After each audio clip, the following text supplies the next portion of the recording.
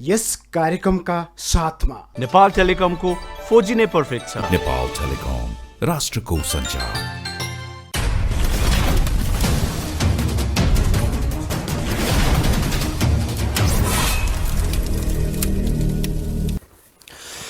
नमस्कार आदरणीय दर्शक महानुभावहरू, यहाँहरूलाई हार्दिक स्वागत तथा अभिवादन टक्राउन चाहन्छु। म नवराज तानुक।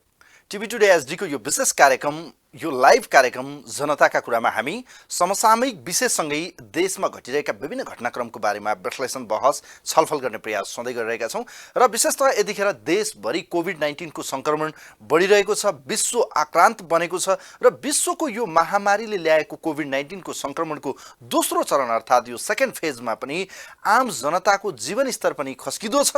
त अर्कोतिर खास गरी यो आर्थिक अवस्था पनि नाजुक बनिरहेको अवस्था देखिन्छ। सरकारले कयौं गर्नुपर्ने महत्त्वपूर्ण काम अझै गर्न सकेको छैन। सरकार कुर्चीको खेलमा छ, आफ्नै राजनीतिक ताना बाना बुन्नमा व्यस्त देखिएको सरकारले साँच्चीकै यतिखेर जुन गतिमा चाहिँ कोभिड नियन्त्रणका लागि काम गर्नुपर्थ्यो, गत वर्ष पनि फेल भएको सरकार यस वर्ष पनि त्यति धेरै काम गर्न सकेको देखिँदैन।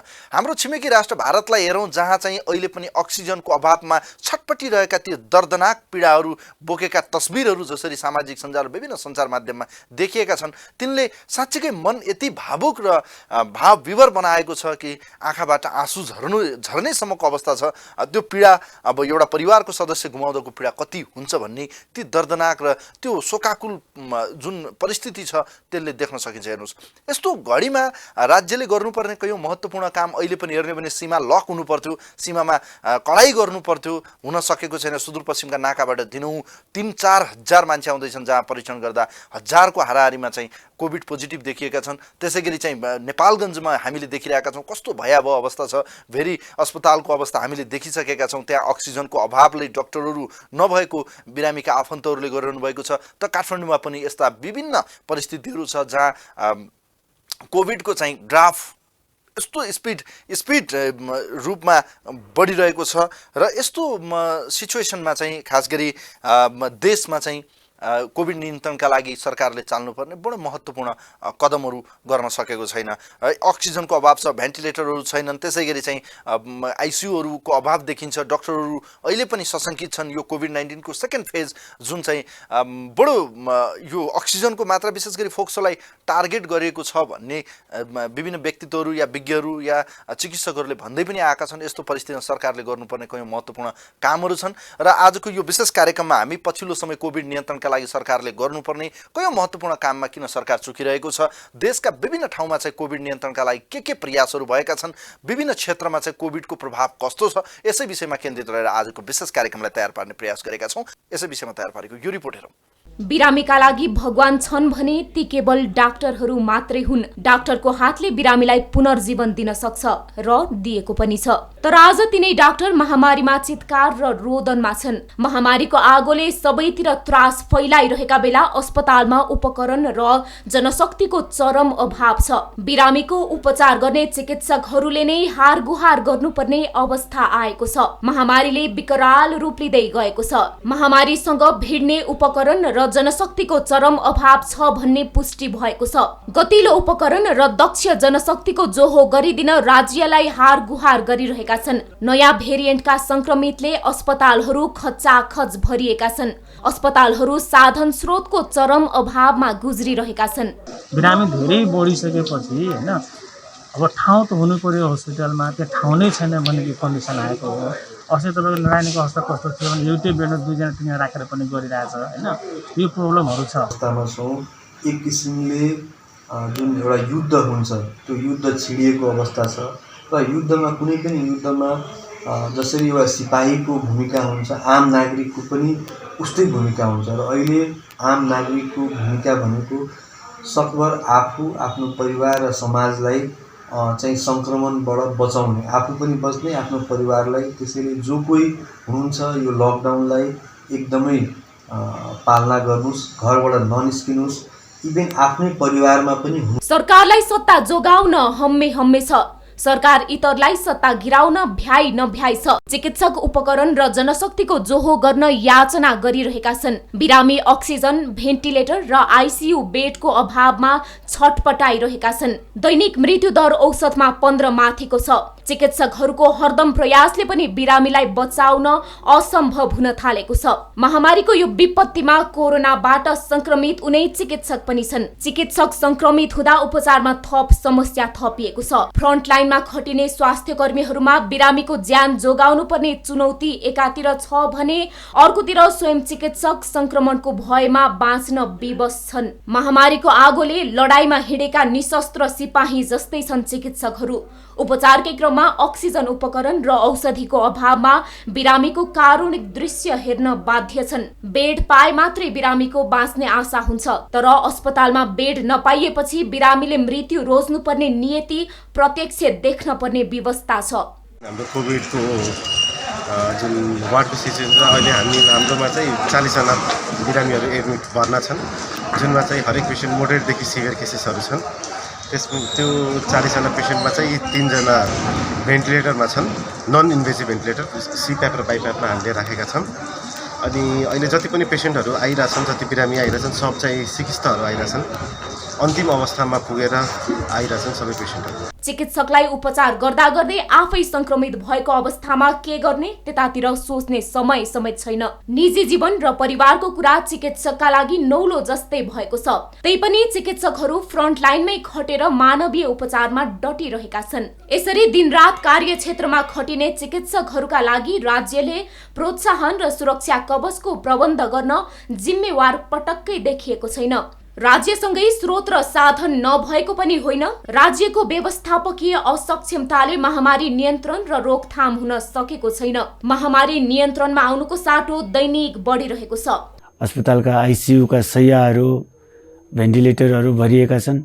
आउने बिरामीहरूमा मुख्य गरेर ज्वरो, खोकी, श्वास प्रश्वासमा समस्या, शरीर दुख्ने, टाउको दुख्ने, मांसपेशीहरू दुख्ने लगायत छालामा दानाहरू आउने, स्वाद हराउने, गन्ध हराउने जस्ता प्रमुख लक्षणहरू छन्। र यो अहिलेको कोरोना भाइरस निकै सङ्क्रामक छ, एकदमै द्रुत गतिमा फैलिरहेको छ। यसले धेरै मानिसहरूलाई सङ्क्रमण गर्छ। यसको कारणले गर्दाखेरि युवा पुस्ताहरू पनि सङ्क्रमित भएका छन्, सिकिस्त भएका छन्। 19 वर्ष, 22 वर्ष, 25 वर्षका बिरामीहरू पनि अक्सिजन लगाएर भर्ना गर्नुपर्ने स्थिति सिर्जना भएको छ। बिरामीको चाप दैनिक थामी नसक्नु छ। मृतकको संख्या दिनानुदिन बढिरहेको छ। संघीयतापछि स्थानीय सरकार पनि छन्। जनताको घर दैलोको सरकारको दायित्व पनि पटक्कै पूरा भएको छैन। स्थानीय तह होस् या प्रदेश सरकार होस्, संघीय सरकार बीचको समन्वय पनि पटक्कै छैन। मृतक र संक्रमितको संख्या गिन्ती गरिरहेका छन्, तर चिकित्सकहरूको चित्कार, रोदन र याचना निकै भाव विह्वल छ। टिभी टुडे, एसडी टेलिभिजन विशेष ब्युरोको सहयोगमा जिल्ला सहकर्मीहरूको साथमा ममता थापा, काठमाडौँ। आदरणीय दर्शक महानुभावहरू, यो रिपोर्ट हेरिसक्नुभयो र पुनः यो रिपोर्ट पछि हामी खास गरी यस्तो परिस्थितिमा राज्यले के गर्नु पर्ला, कसरी सावधानी अपनाउन सकिन्छ र यो कोभिड नियन्त्रणको यो सेकेन्ड फेजमा चाहिँ राज्यले गर्नुपर्ने तयारीको सवालमा विभिन्न तह र तबकामा रहेका विज्ञ, चिकित्सक र महत्त्वपूर्ण व्यक्तित्वसँग हामीले यस सन्दर्भमा प्रतिक्रिया लिने प्रयास गरेका छौँ। आजको यो विशेष कार्यक्रममा विभिन्न व्यक्तित्वसँग गरिएको र उहाँहरूका प्रतिक्रिया समेटिएको एउटा विशेष रिपोर्ट सहितको एउटा हामीले चाहिँ उहाँहरूसँग गरेको संवाद छ। कार्यक्रममा यतिखेर उहाँहरूसँग गरिएको उहाँहरूका प्रतिक्रिया सहितको यो विशेष प्रतिक्रिया सहितको यो यहाँहरूको माझमा विभिन्न व्यक्तित्वसँग गरिएको कुराकानी प्रस्तुत गर्न चाहन्छौँ। यो हेरौँ। कोरोना सङ्क्रमणको जुन पहिलो लहर थियो, पहिलो पटक यसको यो सङ्क्रमण बढेको बेलामा हामीले यो अनुभव पनि थिएन। एक हिसाबले अभ्यास गऱ्यौँ। सबै ठाउँमा सङ्क्रमण कुनै ठाउँमा देखिँदा पनि देशभरि नै एकै ढङ्गले हामीले त्यो चाहिँ अब यसलाई लकडाउन त्यसबेला भन्यो, लकडाउन गर्ने कुरा गरियो। त्यसका सकारात्मक परिणामहरू पनि प्राप्त भए। त्यसलाई हामीले फैलिने कुरामा धेरै हदसम्म एउटा चेन ब्रेक गर्ने काममा सफलता प्राप्त गऱ्यौँ। यसपटक यो दोस्रो जुन लहर चलेको छ, यो दोस्रो लहरमा हामीले पहिलेको अनुभवबाट पनि सिक्दै के गरेका छौँ भने सङ्क्रमणको अति प्रभावित भएका जिल्लाहरू र खास गरी सहर बजारमा अलिकति केन्द्रित भएर जो सङ्क्रमण फैलिँदो छ, यो फैलिँदो सङ्क्रमणलाई चाहिँ नियन्त्रण गर्नको लागि यो सङ्क्रमणको चेनलाई ब्रेक गर्नको लागि हामीले अब निषेधाज्ञा जारी गर्ने, अनावश्यक ढङ्गको मोबिलिटीलाई नियन्त्रण गर्ने भन्ने हिसाबले निर्णय गरेका हौँ। र यो चाहिँ सङ्क्रामक रोग ऐन 2020 को 2 अन्तर्गत रहेर हामीले यो आदेश पनि जारी गरेछौँ मन्त्री परिषदबाट 2078 साल वैशाख 6 गते। त्यसपछि सिसिएमसीको बैठकबाट निर्णय गरेर मन्त्री परिषदमा निर्णयको लागि प्रस्तावको रूपमा लग्यौँ र मन्त्री परिषदले 13 गतेको बैठकबाट निर्णय पनि गरेका छ। यो त अब यसलाई कार्यान्वयन गर्नुपर्ने जरुरी छ। जनता आफै पनि सचेत हुनुपर्ने, जिम्मेवार हुनुपर्ने, यो हाम्रो आफ्नै जीवन रक्षाको लागि हो भनेर ठान्नुपर्ने आवश्यकता छ। जनताको यस खालको सचेतनता भएन भने, जनताको साथ सहयोग भएन भने यो जुन गम्भीर समस्यालाई सम्बोधन गर्नको लागि जुन हामीले निर्णय गरेका छौँ त्यो प्रभावकारी कार्यान्वयन हुन कठिन हुन्छ। राज्यको तर्फबाट, सरकारको तर्फबाट अभिभावकीय भूमिका, जिम्मेवार भूमिका खेल्नुपर्ने भएको हुनाले परिस्थितिको गम्भीरतालाई हेरेर यो काम गरिएको हो भने आम नागरिकले आफ्नै जीवनसित, आफ्नै दैनिकीसित गाँसिएको, आफ्नै समाजसित, आफ्नो कम्युनिटीसित गाँसिएको यो विषय भएको हुनाले वास्तवमा त्यत्तिकै जवाबदेहीपूर्ण ढङ्गले भूमिका खेल्नुपर्ने जरुरी हुन्छ। अर्थात् यो मानव जातिको विरुद्धमा, मानव सभ्यता र संस्कृतिको विरुद्धको एउटा आइलागेको समस्या हो। यसलाई पराजित गर्नको लागि हामी सबै एकताबद्ध भएर जानुपर्छ। त हामी यही अभिप्रायका साथ अहिले यो काममा लागेका छौँ। र म तपाईँहरू जस्तो सञ्चारकर्मी साथीहरूलाई के भन्न चाहन्छु भने यो राज्यको मात्रै काम हो भन्ने ढङ्गले पनि चित्रित गरिनु उचित हुँदैन। नागरिकहरू आफै सचेत भएर मात्रै यसलाई पुरा गर्न सकिन्छ। यसले कुनै दल विशेष, कुनै विचार विशेष, कुनै जाति विशेष, कुनै क्षेत्र विशेषलाई मात्रै हेर्दैन। समस्या सबैतिर हुन्छ, सबैले भोग्नुपर्छ। त्यसकारणले सबैले मिलेर नै यसलाई समाधान गर्नको लागि जानुपर्छ।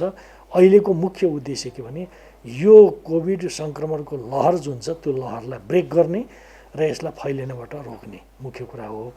अर्को चाहिँ अब सङ्क्रमणमा परेकाहरूको लागि हामीले उपचारको प्रबन्ध पनि त्यस अनुरूप नै गर्नुपर्छ। हस्पिटलहरूको व्यवस्थापन, त्यो उपचारको लागि चाहिने यति बेला जे सामग्री हुन् त्यसको लागि, जस्तो खोपको हामीले प्रारम्भ गऱ्यौँ। खोप खरिदको प्रक्रिया प्रारम्भ गरिसकेका छ स्वास्थ्य मन्त्रालयको तर्फबाट। त्यो 1 सरो हामीले अहिलेसम्म 18-20 लाख कतिमा लगाइसकेका छौँ र हामीले अब दोस्रो चरणको खोप लाउने कुरा पनि प्रारम्भ हुँदैछ र खरिद पनि हामी गर्दैछौँ।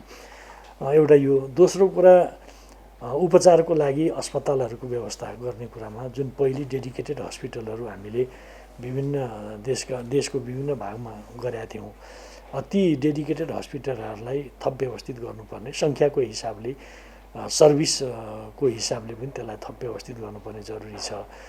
र अर्को चाहिँ यो जनताको जीवन, यो चाहिँ कस्तो भने यो चाहिँ यो जीवनको सुरक्षा पनि हो र जीवन चल्नु पनि पर्यो।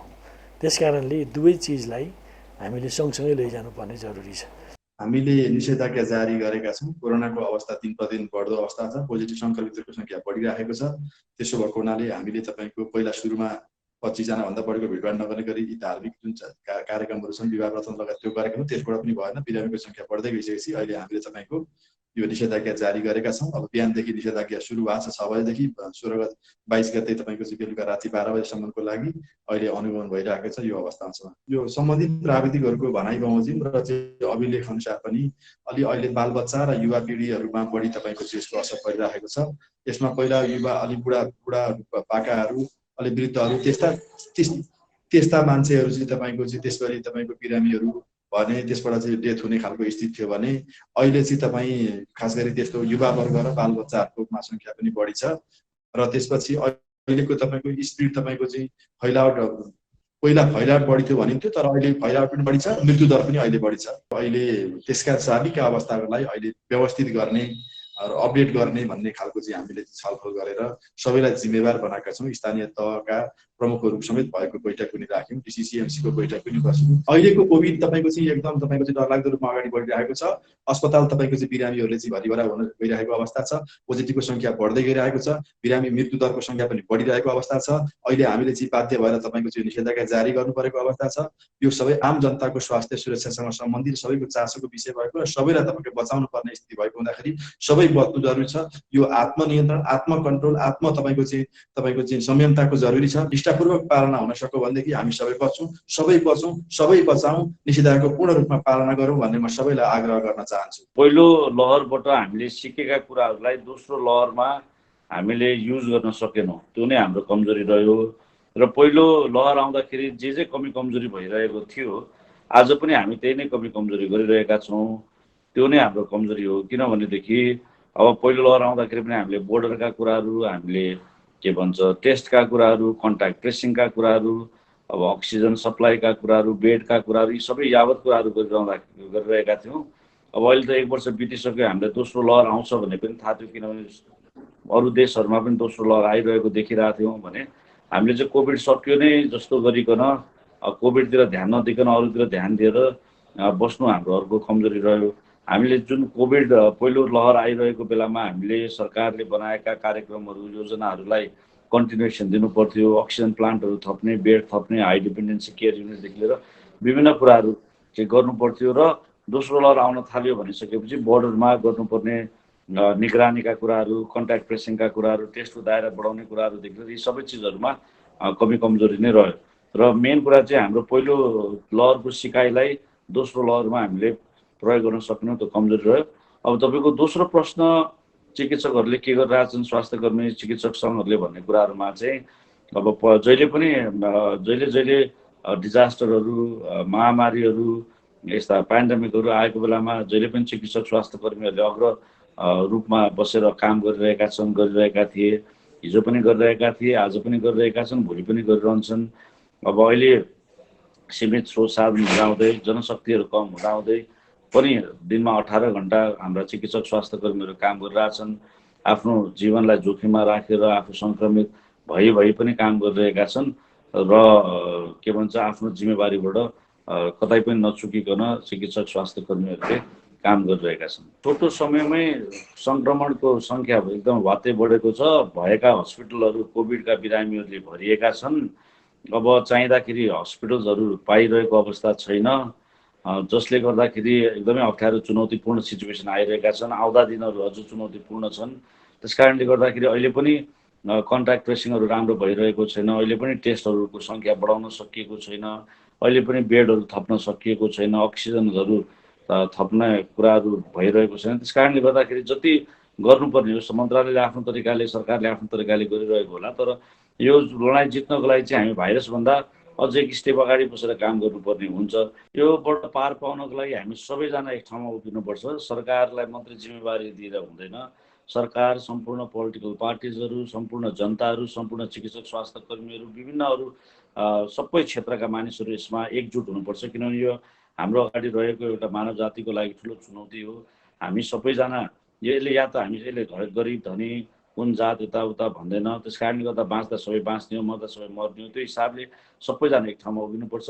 अहिले जुन लकडाउन भएको छ त्यसले केही हदसम्म अहिले ट्रान्समिसनको चेनलाई त केही रोक्न खोज्छ, तर यो हामीले लकडाउन मात्रै गरेर यसबाट पार लाग्दैन। त्यस कारणले यो बिचमा हामीले गर्नुपर्ने तयारीहरू पनि गर्नुपर्छ र सँगसँगै जनताहरूले पनि यो रोगै होइन, यसले केही पनि हुँदो रहेछ भन्ने जुन एउटा मानसिकता बोक्नु भएको छ, यसलाई त्यागेर सिरियस प्रब्लम हो।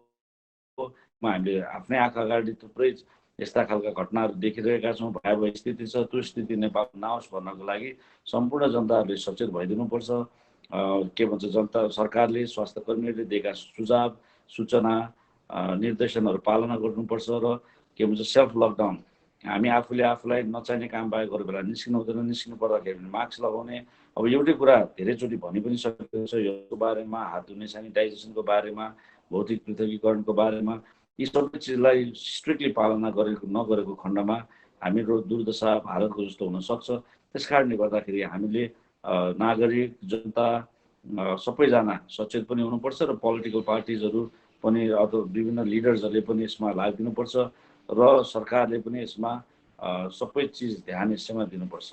अब पहिलेको कोरोना भाइरस र यो अहिले चाहिँ नयाँ भेरिएन्टहरू छ, नयाँ भेरिएन्ट एउटा युके भेरिएन्ट, डबल म्युटेन्ट भारतमा आएका तिनीहरू पनि यहाँ देखिन थालेका छन्। अब त्योभन्दा यो चाहिँ अझ चाँडो फैलिने खालको भाइरस छ। अलिक यङ पिपलहरूलाई पहिले चाहिँ बुढाबुढीहरूलाई ज्यादा छुने, कमजोर मानिसहरूलाई ज्यादा छुने थियो भने अहिले चाहिँ बच्चाहरूलाई र यङ 20 देखि 40 को वर्षका वर्गहरूलाई पनि छुइरहेको देखिन्छ।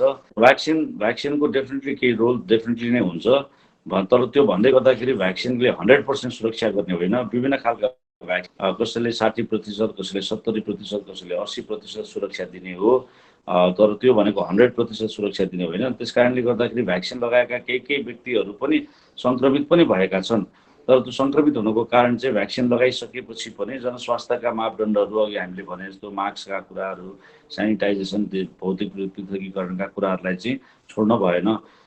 तर भ्याक्सिनको एउटाले चाहिँ एटलिस्ट होइन 60 देखि 80% रोग लाग्नुबाट चाहिँ जोगाउँछ। र यदि अर्को चाहिँ के पनि देखिएको छ भने भ्याक्सिन लगाएका मानिसलाई सङ्क्रमण भइहाल्यो भने पनि एकदमै सिभियर, एकदम साह्रो पार्ने गरिकन इन्फेक्सन हुने सम्भावना कम होला। र त्यस्तै एकदमै साह्रो पार्ने गरिकन नै इन्फेक्सन भइहाल्यो भने मृत्युदर एकदमै न्यून छ। 0.2 देखि 0.3 सम्म मात्रै भ्याक्सिन लगाएका मान्छेहरूमा मृत्युदर देखिएको छ।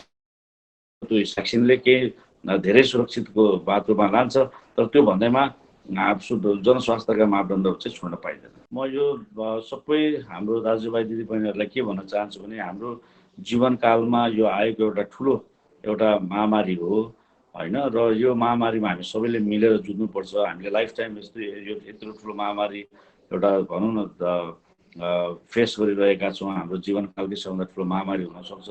यसलाई चाहिँ कति मानिसले यो रोगै होइन, यो केही पनि होइन भन्ने हल्का रूपमा लिनुभएको छ, त्यसरी नलिदिनु होला। के भन्छ, पहिलो लहरमा हामीलाई धेरैजनालाई चाहिँ अब यो त साधारण तरिकाले सक्यो भन्ने हिसाबले लिइरहनु भयो होला, तर जसलाई इन्फेक्सन भयो उहाँहरूले भोग्नु भएको छ, जसले आफ्नो नजिकका आफ्ना मानिसहरू गुमाउनु भएको छ उहाँहरूले बुझ्नु भएको छ। र यो दोस्रो लहर भनेको चाहिँ झन् त्योभन्दा चाँडै द्रुत गतिमा फैलिने र भारतको हाम्रो छिमेकी मुलुकहरूको हामीले भनौँ न त्यहाँको परिस्थिति हेर्दाखेरि हाम्रो देशलाई चाहिँ त्यो परिस्थिति झन् डेन्जर हुन सक्ने अवस्था आउने भएकोले हाम्रो हेल्थ सिस्टम अझ कमजोर हुने भएकोले कमजोर छ। त्यस कारणले गर्दाखेरि हामीले त्यो स्थिति नआओस् भन्नको लागि हामी सबैजनाले अनुशासित भएर सरकारले स्वास्थ्य कर्मीहरूले दिएको निर्देशन पालना गरौँ। होइन भनेदेखि चाहिँ यो आउने दिनहरू एकदमै चुनौतीपूर्ण छ। हामी सबैजना एक ठाउँमा उभिएर यससँग लड्न तयार हुनुपर्छ। यो कोरोनाको दोस्रो लहरमा सुर्खेत अत्यन्त प्रताडित भएको छ। खास गरी सुर्खेतसँग सिमाना जोडिएको बाँके जिल्लामा यसको प्रभाव चाहिँ एकदम तीव्र रूपमा परेको र त्यहाँको स्वास्थ्य प्रणाली तहस नहस भएको अवस्था र हामीले भारतसँग सिमाना जोडिएका जुन बोर्डर छन्, सीमाहरू छन्, नाकाहरू छन्, त्यसलाई उचित तरिकाले व्यवस्थापन गर्न नसक्दाखेरि त्यहाँबाट निर्वाध रूपमा मान्छेहरूको आवागमन भएको कारणले ती आउने मान्छेहरूले यहाँ पनि सङ्क्रमण व्यापक रूपमा फैलिएको छ। सङ्क्रमण चाहिँ समुदाय स्तरसँगै फैलिएको अवस्था छ। यो सङ्क्रमणलाई केही हदसम्म रोक्न सकिन्छ कि भन्ने हिसाबले हामीले चाहिँ अस्ति राति 12 बजेदेखि अर्थात् 14 गते रातको 12 बजेदेखि हामीले यो जिल्लाभर एक हप्ताको लागि निषेधाज्ञा जारी गरेका छौँ र निषेधाज्ञाभरि अत्यावश्यक सेवाका वस्तु तथा सेवाका सवारी साधनहरू र काम बाहेक अरू सेवा र काम चाहिँ सञ्चालन हुँदैन। र हामीले हिजो पहिलो दिन हिजोदेखि नै हामीले बिहानैदेखि यसलाई तीव्र रूपले मोनिटरिङ गरिरहेका छौँ। बजारका विभिन्न ठाउँहरूमा, जिल्लाका विभिन्न स्थानमा सुरक्षा निकायका प्रमुखहरूसँगै म आफू पनि पुगेर धेरै ठाउँमा चाहिँ अनुगमन गरेका छौँ। र त्यसको साथसाथै हामीले सामाजिक सञ्जाल मार्फत पनि सचेतना जागरण गरेका छौँ। पत्रकारहरूलाई पनि परिचालन गरेका छौँ। राजनीतिक दलको पनि यसमा हामीले सहयोगको आह्वान गरेका छौँ र यसको हरेक स्थानीय तहमा सङ्क्रमण नफैलियोस् र त्यसलाई उचित तरिकाले व्यवस्थापन गर्न सकियोस् भन्ने हिसाबले स्थानीय तहमा उपप्रमुख अथवा चाहिँ उपाध्यक्षको संयोजकतामा स्थानीय तहको अनुगमन समिति बनेको छ। त्यसले विदेशबाट आएका मान्छेहरू अथवा बाहिरबाट आएका मान्छेहरू, क्वारेन्टाइनमा बस्नुपर्ने मान्छेहरू क्वारेन्टाइनमा बसेको नबसेको र कोभिडको सङ्क्रमण देखिएका मान्छेहरू उचित तरिकाले आइसोलेसनमा बसे नबसेको त्यसको अनुगमन गर्ने। त्यसको साथसाथै अरू जति पनि क्रियाकलापहरू हुन्छन् गाउँमा, टोलहरूमा, बस्तीहरूमा, त्यसको ती कुराहरू सञ्चालन गर्दाखेरि स्वास्थ्य सम्बन्धी मापदण्डको पालना गरे नगरेको अनुगमन गर्ने र त्यसलाई चाहिँ पालना नगरेको भएदेखि पालना गर्ने गराउने दृष्टिकोणले जिल्लामा सहायक प्रमुख जिल्ला अधिकारीको जगत्तमा एउटा टोली गठन गरिएको छ भने स्थानीय तहमा उपप्रमुखको अध्यक्षतामा त्यस्तो किसिमको टोली गठन गरेर हामीले परिचालन गरिरहेका छौँ। 1015 जना मान्छेलाई यो निषेधाज्ञा आदेश उल्लङ्घन गर्ने 1015 जना मान्छेलाई चाहिँ हामीले होलमा राखेर कारबाही गरेका छौँ भने यो कोभिडको बेलामा निषेधाज्ञाको समयमा होटल सञ्चालन गर्ने होटल सञ्चालकलाई 8 जना त्यस्ता मान्छेहरूलाई चाहिँ हामीले हिरासतमा राखेर कारबाही गरेका छौँ भने 63 जनालाई चाहिँ कारबाही गरेर छोडेको अवस्था छ। त्यसै गरी अत्यावश्यक वस्तु तथा सेवा अवसर प्रसार गर्ने साधनहरूलाई भने हामीले अनिवार्य गरेका छैनौँ, उनीहरूलाई चाहिँ आवश्यकता अनुसार मोबिलिटी गर्न दिएका छौँ भने विवाह बन्द जस्ता सामाजिक कार्यहरूमा 10-12 जनासम्म बढीमा 10-12 जनासम्मलाई जान सक्ने गरी हामीले व्यवस्था मिलाएका छौँ। त्यसै गरी अत्यावश्यक काम गरेर जानुपर्ने, कसैको मृत्यु भएर जानुपर्ने, मृत्यु संस्कारमा सहभागी हुनुपर्ने यस्तालाई चाहिँ हामीले औचित्यको आधारमा सोधेर सही कुरा हो कि होइन त्यो कुराहरू बुझेर चाहिँ हामीले आवागमन गर्न दिएका छौँ। यो जिल्लामा अक्सिजनको आपूर्ति त्यति सबल चाहिँ छैन। कोभिडको डेडिकेटेड हस्पिटलको रूपमा काम गर्ने कर्णाली प्रादेशिक अस्पतालमा अक्सिजन प्लान्ट चाहिँ फङ्सनल हुन सकिरहेको अवस्था छैन। त्यसलाई जतिसक्दो छिटो फङ्सनल गराउनको निमित्त हामीले ताकेता गरेका छौँ र अस्पताल व्यवस्थापनबाट जानकारी आएअनुसार भोलि दिनभरिमा त्यो अक्सिजन प्लान्ट चाहिँ फङ्सनल हुन्छ र त्यसको साथसाथै फेरि यहाँको चाहिँ पावर सप्लाई जुन हुन्छ विद्युतको आपूर्ति चाहिँ भरपर्दो नभएको हुनाले त्यसले पनि असर पार्दो छ। त्यसको निमित्त भरपर्दो विद्युत आपूर्ति हुन नसक्दाखेरि यहाँ अक्सिजन उत्पादनमा पनि बाधा पर्ने भएको हुनाले हामीले जेनेरेटर पनि त्यहाँ खरिद गरेर जडान गर्ने प्रबन्ध चाहिँ गराउन भनेका छौँ। यो कर्णाली प्रदेशका अरू सबै जिल्लाले त्यही ढङ्गले आश गर्ने ठाउँ भएको हुनाले हामीले अस्पतालको क्षमता विस्तार गर्ने, आइसोलेसन बेडहरूको सङ्ख्या बढाउने हिसाबले बैठकहरू गरेर आइसोलेसनको बेड चाहिँ थप्ने हिसाबले काम गरिरहेका छौँ भने आइसियु चाहिँ अहिले नै तत्कालको लागि 35 वटा आइसियु बेड छ भन्ने जानकारी प्राप्त भएको छ भने त्यसलाई विस्तार गरेर 100 वटासम्म बनाउन सकिन्छ भन्ने अस्पताल प्रशासनले चाहिँ भनेको छ र यहाँ चाहिँ स्वास्थ्य कर्मीहरू पनि सङ्क्रमित भएको अवस्था छ। गत वर्ष र अहिलेको अवस्था चाहिँ फरक छ। गत वर्ष यो सङ्क्रमण चाहिँ अलिकति नयाँ अनुभव पनि थियो। सुरुमा मान्छेहरूमा चाहिँ त्यही खालको सतर्कता, त्यही खालको सावधानी पनि थियो, मान्छेहरूमा डर पनि थिएन भने यो वर्ष मान्छेहरूमा चाहिँ अलिकति डर मर्दै गरेको अवस्था, यो हल्ला मात्रै हो कि भने जस्तो त्यस्तो पब्लिकहरूमा, सामान्य खालका पब्लिकहरूमा चाहिँ त्यस्तो खालको धारणा चाहिँ पाइन्छ र जब चाहिँ यो वर्ष को दोस्रो लहरको सङ्क्रमणले चाहिँ के बुढा, के वृद्ध, के पुरुष, के महिला, के केटाकेटी, के युवा कुनै पनि समुदायलाई यसले बाँकी राखेको छैन। यो कुरा व्यापक रूपमा बढ्दै गइसकेपछि, यसको सञ्चार भइसकेपछि अहिले चाहिँ अलिकति मान्छेहरूमा होइन यो त साँच्चीकै खतरा छ कि अप्ठ्यारो छ कि भन्ने किसिमको पनि कुराहरू अलिकति देखिएको छ। यो महामारीको समयमा हामीले ज्यान जोगाउन सक्यौँ भनेदेखि हामीले यसबाट चाहिँ हामी जोगिन सक्यौँ भनेदेखि अरू कुराहरू गर्न सक्छौँ। हाम्रो त्यस्तो किसिमको व्यापक किसिमको स्वास्थ्य प्रणाली पनि छैन।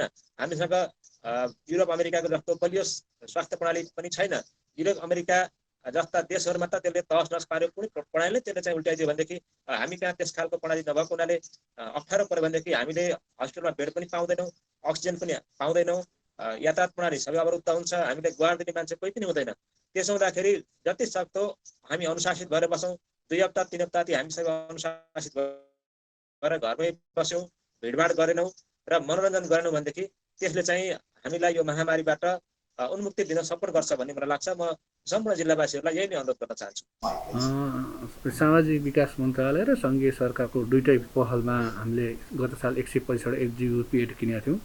125 एचडियू बेडमध्ये 25 स्थान एचडियू बेड सेती प्रादेशिक अस्पताललाई हो, त्यो उहाँहरूले त्यो लिएर गएर इन्स्टल गरी चलाउनुहुन्छ। त्यो एचडियू बेड हो, यो फुल्ली चाहिँ तपाईँले भने जस्तो खालको बेड होइन, तर त्यो खालको लेभलमा काम गर्न सक्ने अवस्था छ र थप हामी बेडहरू व्यवस्थापन गर्न र त्यो थप चाहिँ आइसोलेसन सेन्टर हस्पिटल तयार गर्नको लागि मन्त्रालयले केही निकाय संस्थाहरूसँग पहल गरेको अवस्था छ। त्यो भनेको चाहिँ अत्तराको एउटा सामुदायिक हस्पिटलसम्म सम्भवतः हामी आजै सम्झौता गर्छौँ।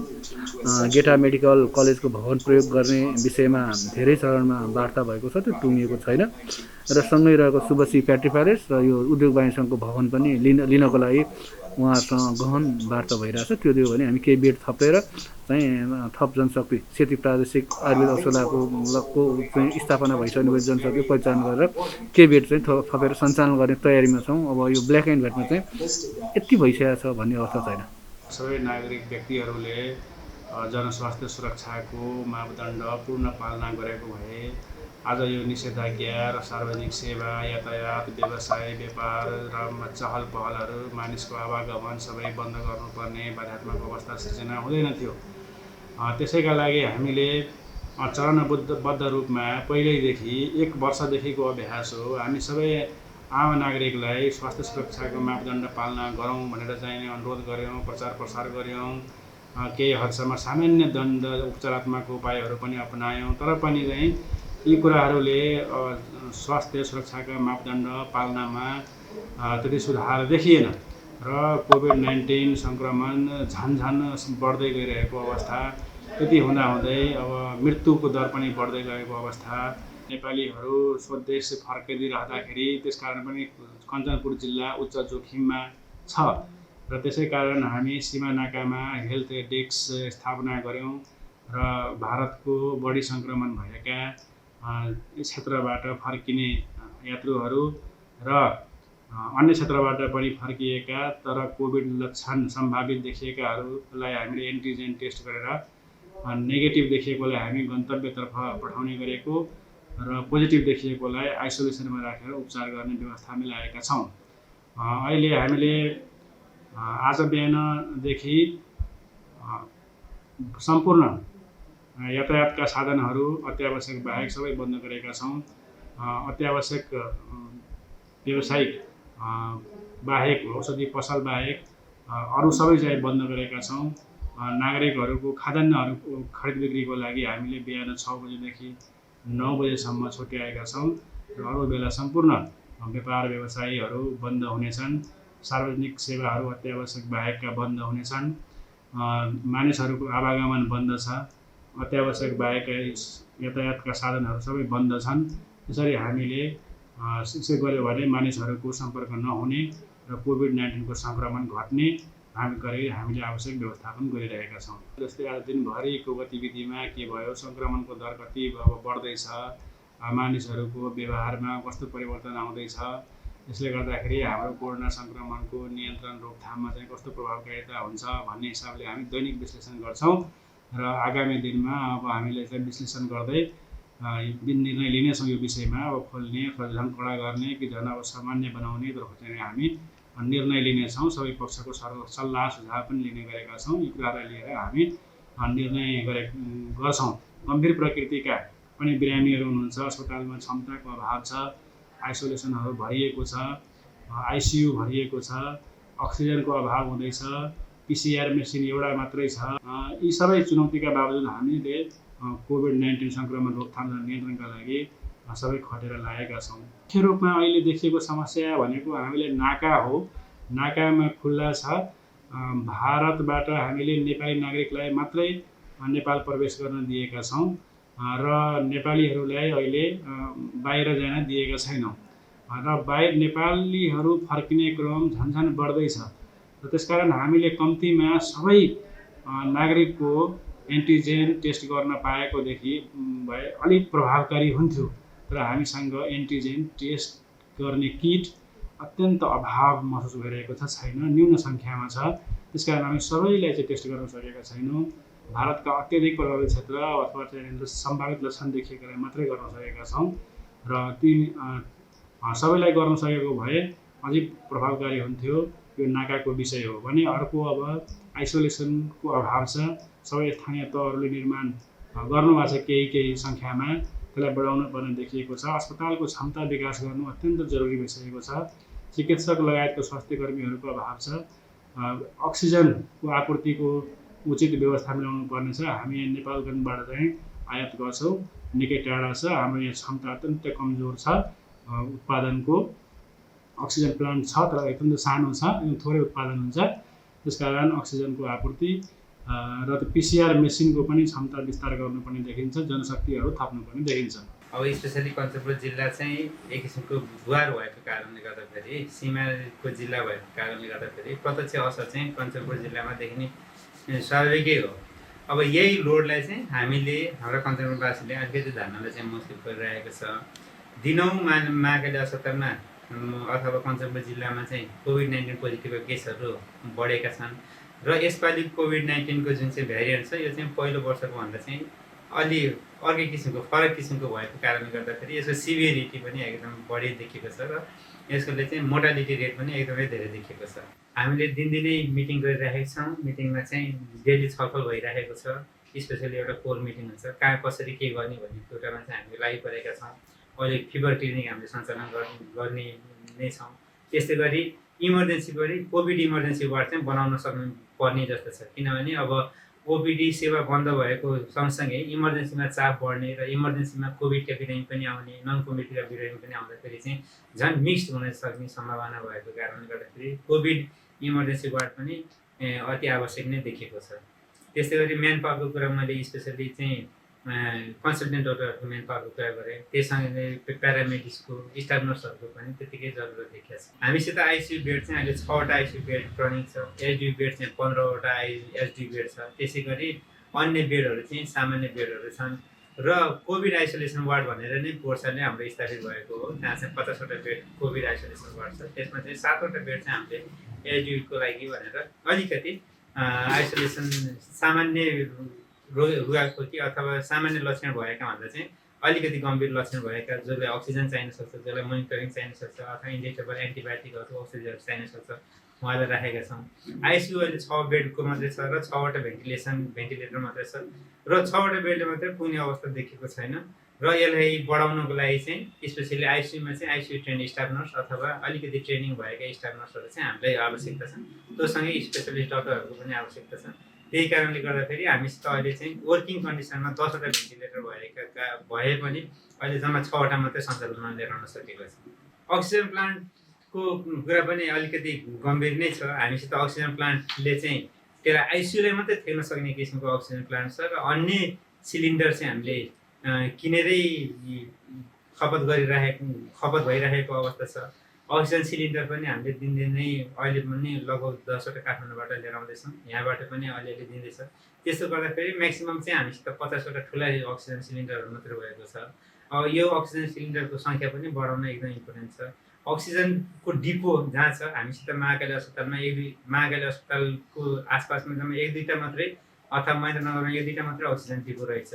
त्यो अवस्थामा पनि हामीले चाहिँ अक्सिजन सिलिन्डर भरेर त्यहाँबाट रिफिल गर्नलाई चाहिँ अलिकति गाह्रो अवस्था भइरहेको छ र अक्सिजनको मात्रा चाहिँ यसरी नै केस बढ्दै जाने हो, सिभिरिटी बढ्दै जाने हो भनेदेखि चाहिँ भोलिका दिनमा चाहिँ अक्सिजनको कमी हुन सक्ने तत्कालै रूपमा चाहिँ यसलाई पनि हामीले कसरी अगाडि बढाउनु पर्ने हो, यसको लागि चाहिँ सामाजिक विकास मन्त्रालय र सम्बन्धित निकायलाई पनि हामीले भनिसकेका छौँ र यसको लागि चाहिँ अगाडि हामीले काम गरिरहेका छौँ।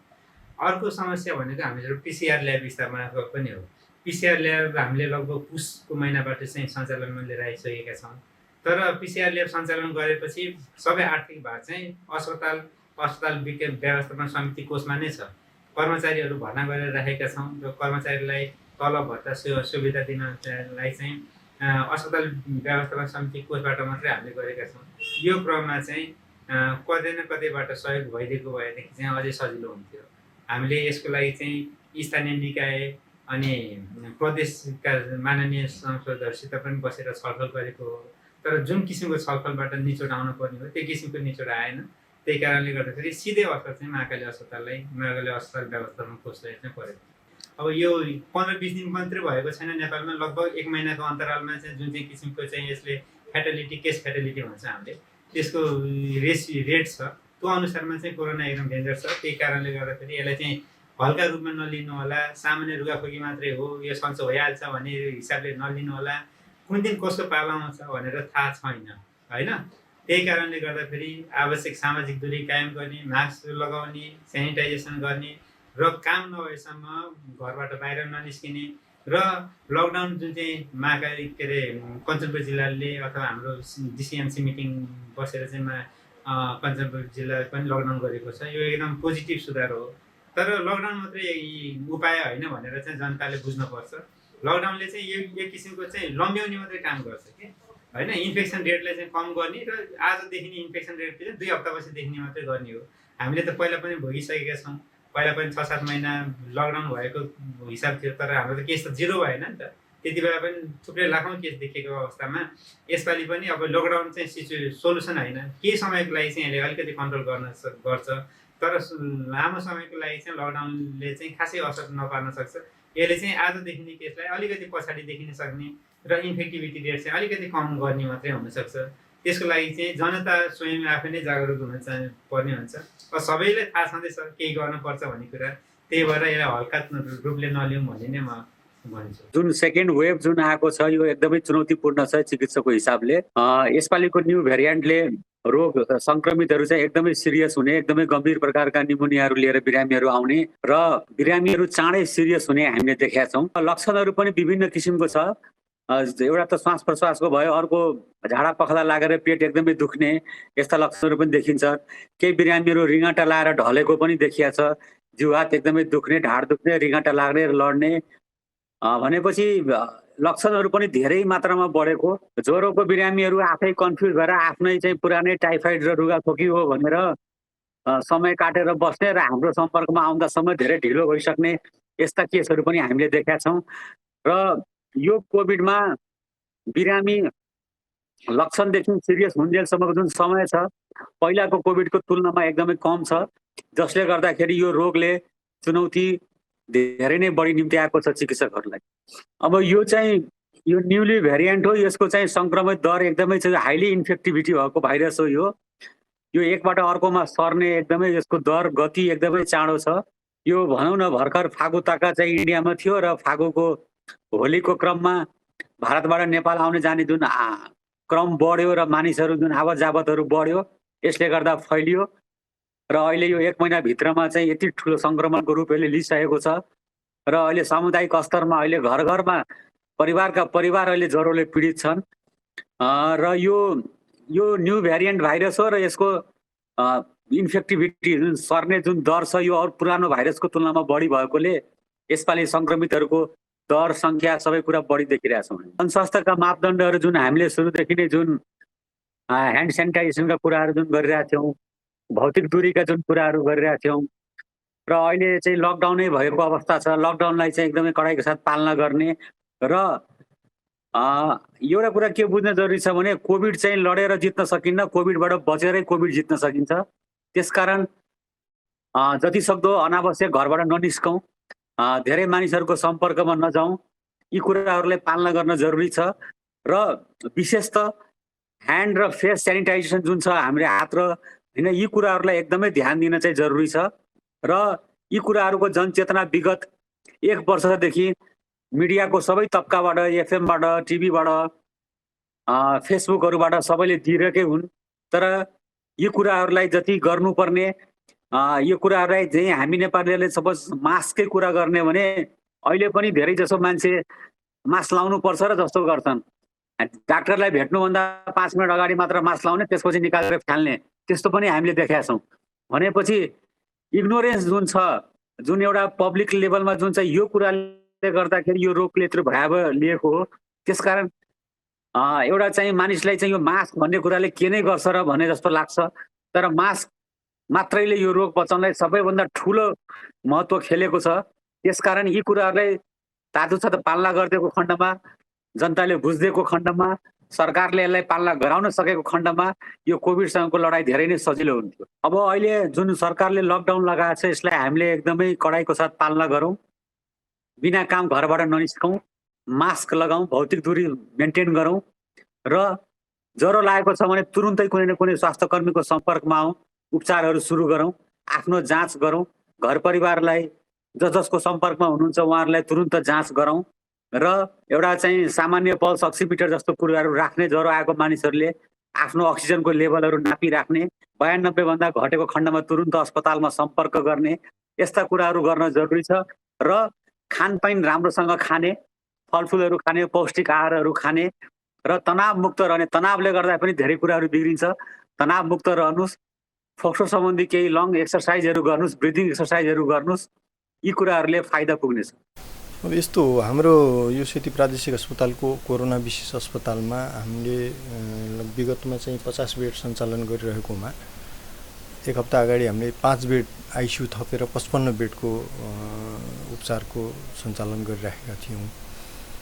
तर अब आजको स्थिति हेर्दाखेरि 60 जना बिरामी चाहिँ हामीले म्यानेज गरिराखेका छौँ, त्यो पनि एक्स्ट्रा बेड लगाएर हैन। अनि एकदमै अब गाह्रो हुने स्थिति आइसकेको छ हैन। अब आइसोलेसन अर्को खोज्नुपर्ने स्थिति आइसकेको छ। हामीले सम्बन्धित निकायलाई समन्वय गरेर अन्तर्क्रिया गरेर जानकारी गराइसकेका छौँ। सम्बन्धित निकाय मन्त्रालय निर्देशनालयले अब यस्तै किसिमले जुन स्पिडले यो बिरामीहरू आउने क्रम जारी छ, त्यसले गर्दा त अब यसले भ्याउँदैन। अब त्यो बिरामीहरूको लागि अब उहाँहरूले के व्यवस्था गर्नुहुन्छ होला हैन। तर अहिले हाललाई चाहिँ हामी फुलमा काम गरिरहेका छौँ। अक्सिजन अवस्था कस्तो छ भनेदेखि हाम्रो चाहिँ आफ्नै अक्सिजन जेनेरेसन प्लान्ट छ। त्यसको दैनिक क्षमता भनेको 47 केजीको 75 सिलिन्डर त्यसले भर्ने त्यसको क्षमता हो। अब अहिले हाललाई आएर चाहिँ लगभग 140 देखि 150 सिलिन्डर चाहिँ हाम्रो खपत भइरहेको छ यो जुन दोस्रो लहर सुरु भएपछि। किनभने प्रत्येक बिरामीलाई हामीले जटिलतायुक्त अवस्था भएको बिरामीलाई मात्रै भर्ना लिएका छौँ र प्रत्येकलाई अक्सिजन दिनुपर्ने अवस्था छ। अहिले पहिलो लहरमा त्यति चाहिँ अक्सिजनको आवश्यकता नभएको अलि सामान्यहरू पनि भर्ना लिन्थ्यो। तर अब हामीले यो दोस्रो लहरको जुन ट्रेन्ड देख्यौँ त्यो आधारमा हामीले जटिलतायुक्तवाला मात्रै भर्ना गऱ्यौँ तापनि अब चाहिँ एकदमै भरिभराउ भइसकेको छ हैन। अनि अब जुन 75 एक्स्ट्रा सिलिन्डरको जुन हाम्रो खपत भइरहेछ त्यो हामीले बाहिरबाट किन्ने क्रम जारी छ। किनेर हामीले अहिलेसम्म व्यवस्था गरिराखेका छौँ र आगामी दिनको लागि अझ भनेर थप 50 सिलिन्डर एक्स्ट्रा अक्सिजनको सिलिन्डर हामीले खरिदको प्रक्रिया सुरु गरिसकेका छौँ। त्यो चाँडै नै आउँछ होला हैन। आज भोलि नै त्यो सप्लाई हुन्छ। त्यो हिसाबले हामीले केही हदमा म्यानेज गरिरहेका छौँ। जुन किसिमले बिरामीहरूको चाप बढिरहेको छ त्यो आधारमा जनशक्ति त अभाव भइहाल्छ हैन। अब जुन हिसाबले पहिला अब 50 बेडको सञ्चालन हुन्थ्यो हैन, 4वटा 2वटा 3वटाले मतलब म्यानेज गरिरहेकोमा अहिले 81 बढेपछि हैन त्यो 50 बेड पुरा हुन्थेन, व्यवस्थापन भइराखेको थियो। तर अब त फुल भएपछि त नर्सिङ स्टाफ पनि बढी चाहियो, चिकित्सक पनि बढी चाहियो। अनि त्यो आधारमा अब हामी भन्न सक्छौँ कि केही न केही हदमा हामीहरू अभाव खेपिरहेका छौँ। मृत्युको दर यो दोस्रो लहरमा धेरै नै छ। हेर्नुहोस् यो वैशाखभरिमा पनि 9 जना एक्सपायर भइसक्नु भएको छ हैन। जबकि सुरुदेखि हाम्रो विगत वर्षको चैत्रदेखि अहिलेसम्म चाहिँ 41 हाम्रो मोर्टालिटी हो। तर अहिले हालमा यो वैशाखदेखि जुन दोस्रो लहर सुरु भयो त्यसमा चाहिँ अलि छिटो एक्सपायर भइराख्नु भएको छ। त्यसले गर्दा यसको मृत्युदर अलि हाई नै छ भन्न सकिन्छ। हामीहरू जुन क्रिटिकल केसहरूलाई मात्रै भर्ना लिन्छौँ अनि प्रत्येकलाई अक्सिजन चाहिएकै छ हैन। त्यसमध्ये अब भनौँ न 60 जनामा हाम्रो एचडियूमा 5 जना हुनुहुन्छ, 7 जना आइसियूमा हुनुहुन्छ, भेन्टिलेटरमा 3 जना हुनुहुन्छ, अनि अक्सिजन सपोर्टमा चाहिँ 35 जना हुनुहुन्छ, अनि मोडरेटमा 10 जना हुनुहुन्छ। त्यो पनि कस्तो हो भने उहाँलाई कहिलेकाहीँ अक्सिजन चाहिन्छ, कहिले निकाल्नुपर्छ, त्यसलाई हामीले मोडरेटमा राखेका छौँ, कडा मध्यम खालको। अन्यथा सबै नै यो क्रिटिकल केसै हो यो। किनभने साधारण अथवा लक्षण नभएकोलाई हामी भर्नै लिँदैनौँ, किनभने त्यो फिल्टर गर्नु पर्यो, सिट पुग्दैन भन्ने हिसाबले हामीले त्यो एउटा प्रोटोकल बनाएर हामीले हिँडेको हो। तापनि अहिले एकदमै भरिभराउ भइरहेछ बेडहरू। परीक्षणमा पनि समस्या छ, किनभने अब हाम्रो त्यसमा अहिले जुन दोस्रो लहर आयो कोरोनाको, त्यसले गर्दा मान्छेहरू धेरै सन्तास फैलेर अब सबै परीक्षण गराउन थालेछन् हैन। अनि सङ्क्रमितको दर पनि एकदमै हाई भएको छ। अब हिजोको केस हेर्दाखेरि हाम्रो लगभग 374 केस मतलब स्याम्पल परीक्षण गरेकोमा 227 जना पोजिटिभिटी आएको थियो भन्नाले यो हिसाबले हाम्रो 64% देखियो एकै दिनको। अब आजको चाहिँ लगभग 135 जना चाहिँ आएको देखिरहेको छ हैन। अहिले त्यो भेरिफाई हुन बाँकी छ। त्यो आधारमा अब परीक्षणकोमा पनि सङ्क्रमितको दर एकदमै हाई भइरहेको छ। आदरणीय दर्शक महानुभावहरू, यो विशेष प्रतिक्रिया सहित विभिन्न व्यक्तित्वसँग गरिएको कुराकानीपछि पुनः यहाँहरू सम्पूर्णलाई स्वागत छ। उहाँहरूका महत्त्वपूर्ण सुझावलाई राज्यले सुनिदिनुपर्छ र उहाँहरूले बडो महत्त्वपूर्ण सुझाव सल्लाह दिनुभएको छ र आम नागरिकलाई पनि कयौँ महत्त्वपूर्ण उहाँहरूले गाइडलाइनहरू दिनुभएको छ। पालना गरौँ, सुरक्षित रहौँ, जीवन छ त सबै कुरा छ, तसर्थ जीवन बचाउँ, जीवन बाँच्यो भने सबै कुरा देखिन्छ। हेर्नुहोस्, आज एउटा घरको व्यक्ति यदि दिवंगत भयो या मृत्यु भयो भने त्यसको पीडा त्यो घर परिवारमा के बित्छ, आफ्नै परिवार परिवारका सदस्यको चाहिँ लासलाई दाह संस्कार गर्न पाएन भने त्यो पीडालाई एकचोटि कल्पना मात्र गर्नुहोस्। त्यसर्थ सतर्क रहौँ, सचेत रहौँ, सावधानी अपनाऊ। यति भन्छु। कार्यक्रममा हामी छोटो व्यापारिक विश्राममा जान्छौँ, ब्रेकपछि पुनः आउनेछौँ। कार्यक्रममा यतिखेर छोटो ब्रेकमा जान्छौँ।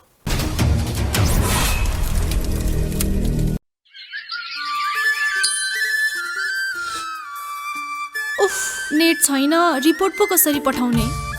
समृद्धि, समथिङ रङ? किन टेन्सन लिएको? एन्टी 4G छँदैछ नि। 4G मोबाइलमा पो छ, रिपोर्ट चाहिँ ल्यापटपमा छ। कुल, म हटस्पट अन गरिदिन्छु। तिमीहरू हटस्पट वाइफाई कनेक्ट गरेर मजाले इन्टरनेट चलाउन सक्छौ। Thanks Vikram, thank you Nepal telecom. Nepal telecom, राष्ट्रको सञ्चार।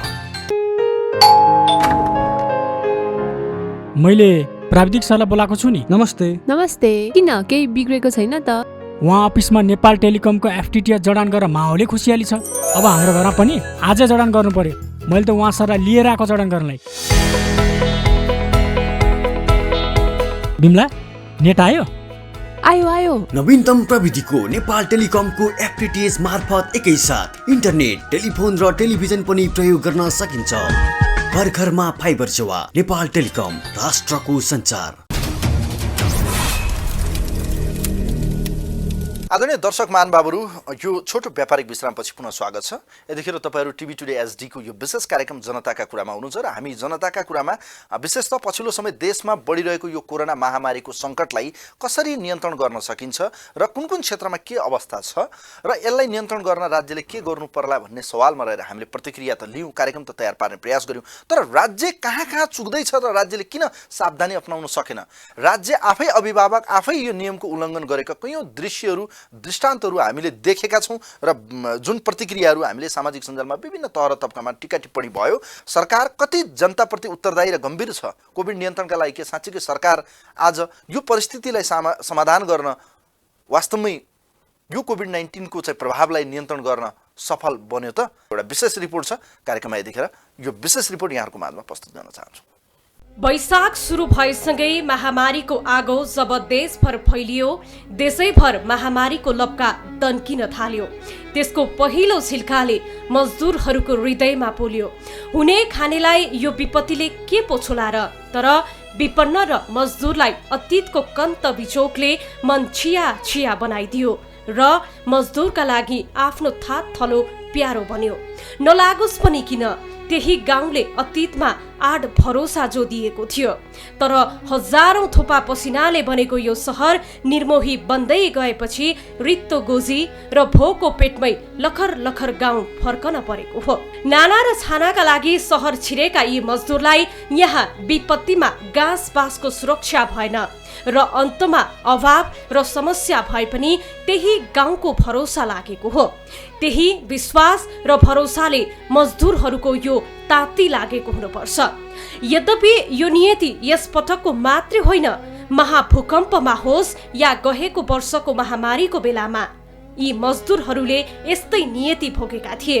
यस पटकको महामारीमा पनि उही नियति दोहोरिएको मात्रै हो। हामीले गरी खान पाउनुपर्छ भन्ने हाम्रो उद्देश्य हो।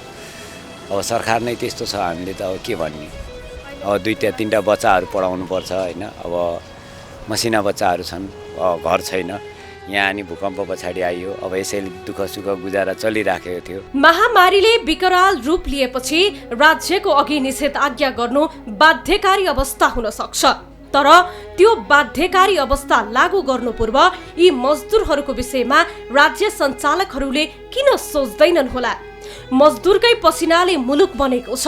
राजनीतिक प्रणाली र व्यवस्थाहरू फेरिएका छन्। तर यो महाविपत्तिमा मजदुरका नाउँमा राजनीतिक गर्ने शासकहरू कहाँ छन् होला? मजदुरहरूको दर्दपूर्ण लावा लस्कर र विचल्लीले शासकहरूको दिल र दिमागलाई छुँदैन होला र?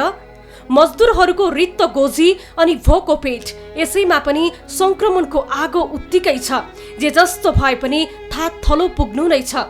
जिते संसार आफ्नै हो, गुमाए फलामकै हम्बर हो भने जस्तै महामारीको भुङ्रो मत्थर नहुँदासम्म एक गाँस खानाको जोह गर्ने क्षमता के यो राज्यसँग छैन होला र? एक गाँस दाल भातकै अस्थायी व्यवस्था गर्न सिंहदरबारको क्षमता नभएकै हो र?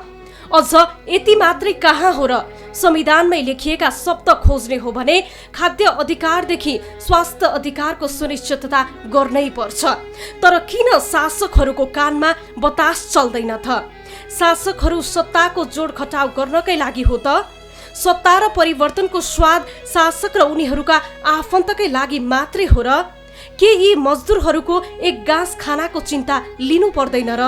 मुलुक बनाउने मजदुरका बारेमा चिन्ता र चासो हुँदैन भने राजनीति कसका लागि हो त? के यी प्रश्नको जवाफ दिने हिम्मत कोही दलका नेता र सिंहदरबारमा विराजमान शासकहरूसँग होला त? धेरै नराम्रो भयो। अहिले त हामीलाई ज्यान पाल्न पनि गाह्रो छ।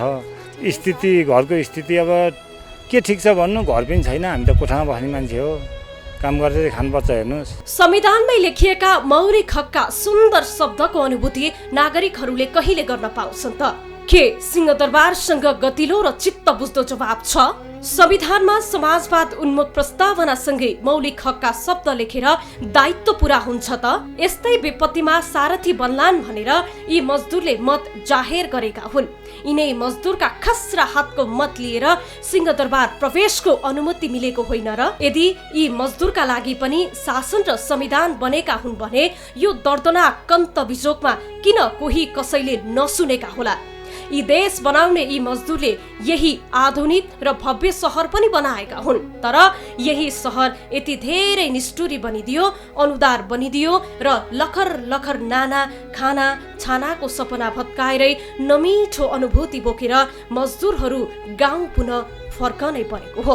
TV today, SD television business ब्युरोको सहयोगमा क्यामेरा पर्सन हरिपन्तको साथमा विनिता केसी, काठमाडौँ।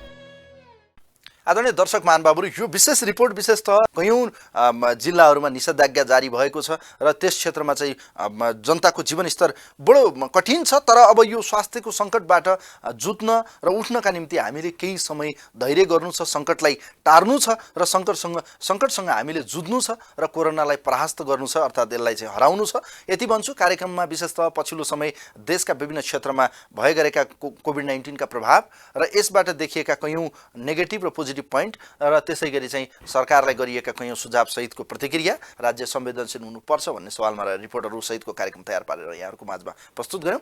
आजको यो विशेष कार्यक्रम कोभिड विशेष तयार पार्ने प्रयास गऱ्यौँ। कार्यक्रम हेरिदिनु भयो यहाँहरू सम्पूर्णलाई धेरै धेरै धन्यवाद दिँदै कार्यक्रमको इन्टायर टिमसँगै आजलाई कार्यक्रमबाट म पनि बिदा हुन्छु। हवस्, नमस्कार।